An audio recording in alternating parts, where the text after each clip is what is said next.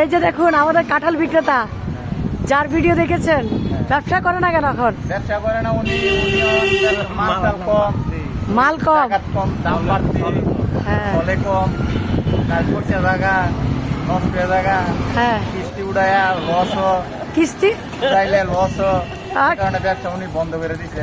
দেখেন দেখেন 2 দিন আগে যে কাঁঠাল, কিছুর দরকার নাই। 2 দিন আগে যে কাঁঠাল বিক্রেতা ছিল আপনারা দেখছেন, উনি এখন বসে আছে কসমেটিক ব্যবসায়ীর পাশে। তো দেখুন এখন কি কি কি করিবা? এখন রেস্ট নিতে হবে আবার। ও আচ্ছা, এখন বলে রেস্ট নিতেছে।